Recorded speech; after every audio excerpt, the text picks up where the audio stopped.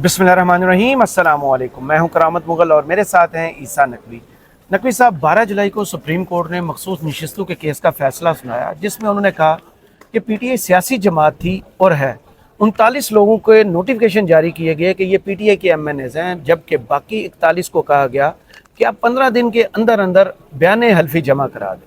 उन 15 दिन की डेडलाइंस का आज आखिरी वर्किंग डे है। क्या पीटीआई पार्लियामेंट की या कौमी असम्बली की सबसे बड़ी पार्लिमानी जमात बनने जा रही है? देखें, अभी तो बड़े इफ्स एंड बट्स हैं, अभी इश्क के इम्तिहान और भी हैं। सही। क्योंकि आज से ऑनवर्ड जो आप विटनेस कर सकते हैं, मुमकिन तौर पर वो सिंध हाउस किस्त नंबर 2 होगी। सही। सिंध हाउस किस्त नंबर 1 आपको याद होगा। किस्त नंबर 1 ये थी कि 8 मार्च को नो कॉन्फिडेंस मोशन आया, उसके बाद पीटीआई के कुछ एमएनएज गायब हो गए और कुछ वक्त के बाद पता चला कि वो राजा रियाज की, नूर आलम खान की क़यादत में सिंध हाउस में मौजूद हैं। कोल्ड ड्रिंक्स पिए जा रहे हैं, मजे की जिंदगी गुजार रहे हैं। वहाँ पर जनाब फिर एक एहतजाज वगैरह भी हुआ था। लेकिन इस दफ़ा जो खेल है वो थोड़ा सा डिफरेंट हो रहा है। सही। जिस किस्म के मुतालबात रखे जा रहे हैं इन 41 लोगों के सामने, ऑफर्स रखी जा रही हैं, जहाँ पर हम बैठकर वीडियो रिकॉर्ड करें, ये G6 इस्लामाबाद है जी। इसके 15 किलोमीटर के रेडियस में शुनीद है, अफवाहें हैं, चैमगोइयाँ हैं कि कोई ब्रीफ केस खुले हुए हैं। सही। और चाल ऐसी चली जा रही है जो बाजी पलट देगी। बज़ाहिर तहरीक इंसाफ को उस तरह का नुकसान नहीं होगा, लेकिन ये आपको कुछ वक्त के बाद पता चलेगा कि वो काम कितना डैमेजिंग था। राइट। जो ऑफर्स की जा रही हैं वो भी मैं आपको बताता हूँ कौन से लोग हैं जिनके बयान हलफी पहुँचे हैं। तहरीक इंसाफ सब अच्छा है, गुडी गुडी की रिपोर्ट दे रही है, ऐसा नहीं है। अच्छा। सूरत हाल नीचे से थोड़ी बहुत गड़बड़ हो चुकी है और अब फैसला कुन लम्हात शुरू हो गए हैं। पहले देख लें सुप्रीम कोर्ट का फैसला क्या आया था, उसके मैं सिर्फ ऑपरेटिंग 3 पैराग्राफ्स का जिस्ट जो है वो सामने रख देता हूँ। वैसे तो लोगों ने देखा है कि वो क्या फैसला आया था 12 जुलाई को, और 12 जुलाई के बाद से जिस किस्म की तहलका खेज डेवलपमेंट्स चल रही हैं, हमने गुज़श्ता रोज़ यहीं बैठकर जो वीडियो की उसमें बताया कि पीटीआई के एमएनएस इस वक्त पार्लियामेंट लॉजिस से गायब हैं। अब आप उनको पीटीआई का कहेंगे ना नहीं कहेंगे, ये भी आपको हम बताते हैं कि क्या आपको कहना पड़ सकता है मुमकिन तौर पर। क्या दबाव डाला जा रहा है साहबजादा हामिद रज़ा पर जी, इसके हवाले से कुछ तफसीलात रखते हैं। लेकिन उससे पहले 5वां पैराग्राफ क्या कहता है?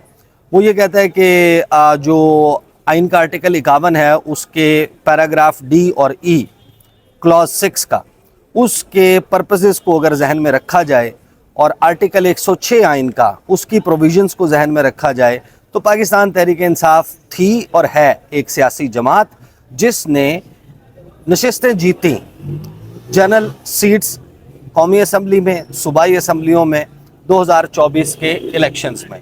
सही। 6वां पैराग्राफ ये कहता है कि समात के दौरान और जो इंस्टेंट अपील्स आई उसके दौरान ये पता चला, learned counsel of commission Sikandar Bashir Mohammad, उन्होंने कोर्ट के सामने एक लिस्ट रखी 80 कैंडिडेट्स की नेशनल असम्बली के, जो कि अब एमएनएज हैं, और उनमें 3 कॉलम्स में ये बताया गया कि इन्होंने कौन से डॉक्यूमेंट्स जमा करवाए थे जब ये इलेक्शन लड़ रहे थे। एक स्टेटमेंट थी ऑन नॉमिनेशन फॉर्म, जो कि उन्होंने डिक्लेरेशन दिया था, जो नॉमिनेशन था वो दिया था, और सर्टिफिकेट पार्टी की एफिलिएशन का कि किस पार्टी से वाबस्तगी है, और स्टैचुरी डिक्लेरेशन या एफिडेविट था सेक्शन 66 के मुताबिक जो सर्टिफिकेट होता है कि हम किस पार्टी से हैं जी। 7वें पैराग्राफ में सुप्रीम कोर्ट ऑफ पाकिस्तान के 8 जजेस के मेजॉरिटी डिसीजन में ये कहा गया कि जिन पेक्यूलियर फैक्ट्स और सर्कमस्टेंसेस में, जिन हालात में 2024 के जनरल इलेक्शंस हुए, इट इज़ डिक्लेयर्ड, ये कहा जाता है कि इन 80 रिटर्न्ड कैंडिडेट्स एमएनएज में से 39 वो जिनके एनेक्स ए के मुताबिक जो इलेक्शन कमीशन ने डॉक्यूमेंट्स जमा करवाए थे उसके मुताबिक इनकी पार्टी वाबस्तगी कहीं ना कहीं पीटीआई के साथ जाहिर होती है, उनको फिल फॉर एमएनए पीटीआई का डिक्लेयर कर दिया गया। सही, नोटिफिकेशन हो गया। साथ ही ये कहा गया कि जिन पेक्यूलियर फैक्ट्स और सर्कमस्टेंसेस में ये इलेक्शंस हुए, जो 41 बच जाने वाले बाकी मानदा कैंडिडेट्स हैं, एमएनएज हैं, उनको 15 दिन का टाइम दिया जाता है कि अगले 15 दिन के अंदर वो एक स्टेटमेंट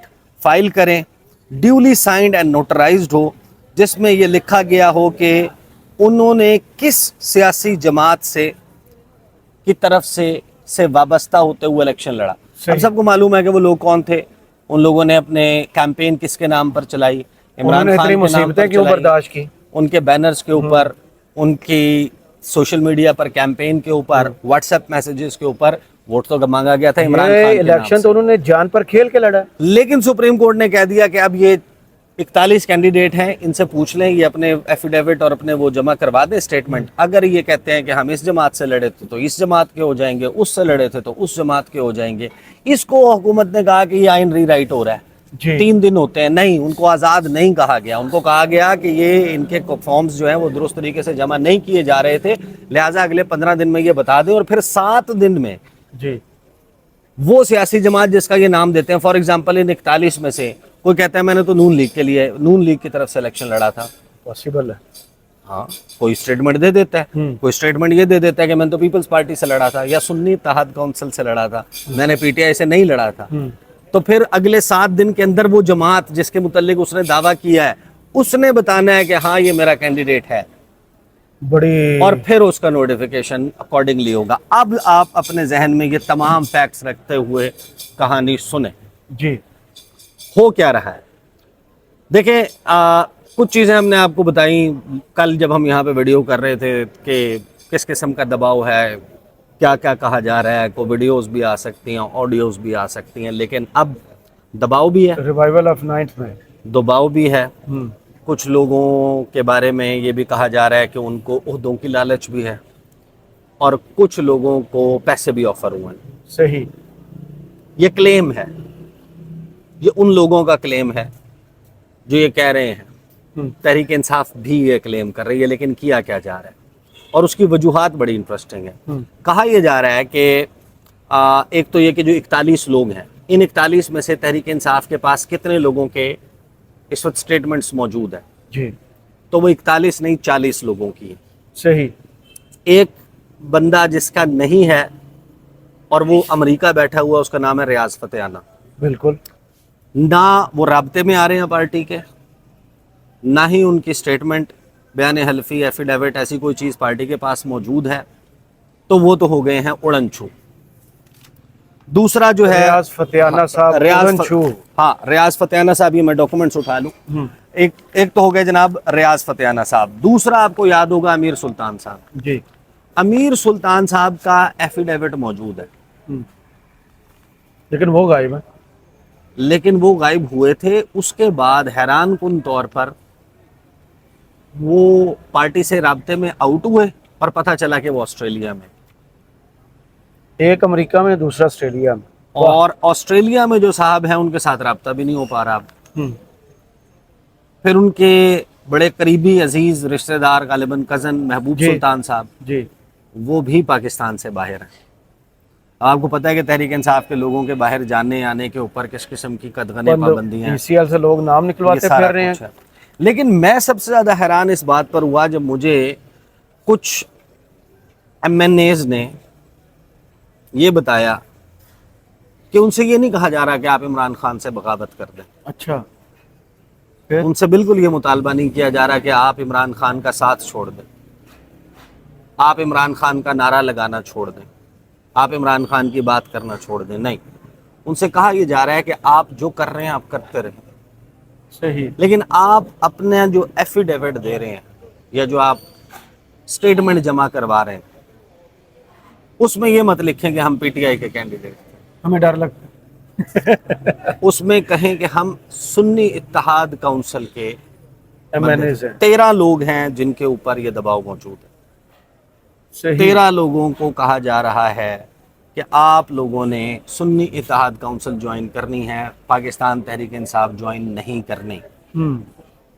और ये जोर जो लगाया जा रहा है ये सियासतदानों की तरफ से लगाया जा रहा है। कुछ एक सियासी शख्सियत है वो इनको ऑफर्स भी करवा रहे हैं, और साहबजादा हामिद रजा पर भी दबाव है।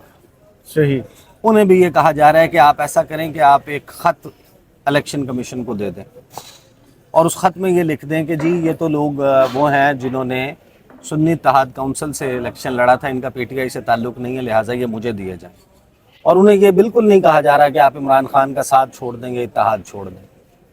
صرف ڈیوائیڈ کر آپ دیں. صرف آپ ایم این ایز آپ جو ہے وہ اپنے پاس رکھ لیں، وہ آپ پاکستان تحریک انصاف کو نہ دیں. صاحبزادہ حامد رضا نے اس پہ ریزسٹ کیا ہے، انہوں نے انکار کیا. جی اسی طرح جو باقی ایم این ایز ہیں وہ بھی ابھی گومگو کا شکار ہیں. لیکن اس پہ وجہ کیا ہے کہ آپ نے تحریک انصاف کے لوگوں کو یہ بھی کہہ رہے ہیں کہ آپ چلتے رہیں عمران خان کے ساتھ، آپ ساتھ نہ چھوڑیں، آپ اپنی کولیبریشن بھی رکھیں، اتحاد بھی رکھیں. پھر کیا وجہ ہے؟ نام تو سارے ظاہر ہے کہ وہاں سے فائنل ہونے ہیں. تو اس میں انڈرسٹینڈنگ یہ ہے کچھ لوگوں کی تحریک انصاف کے اندر سرکلز میں کہ اس کا مقصد لا محالہ ایک ہی ہے. مقصد یہ ہے کہ ایونچولی اب چیزیں سیٹل ڈاؤن ہونا ہے، اور امریکہ میں بھی ایک تبدیلی آنی ہے، یورپ کے کچھ ممالک سے بھی دباؤ آ رہا ہے. ایک وہ ملک جہاں پر جائیدادیں ہیں، کاروبار ہیں، وہ سب بڑی جلدی گیس کر لیتے ہیں. اور جہاں پہ علاج ہوتا ہے وہاں سے بھی دباؤ آ رہا ہے. ایک جہاں پر بچوں کو پڑھنے بھیجتے ہیں وہاں سے بھی دباؤ آئے گا. تو وہ جو دباؤ آئے گا وہ کیا آئے گا؟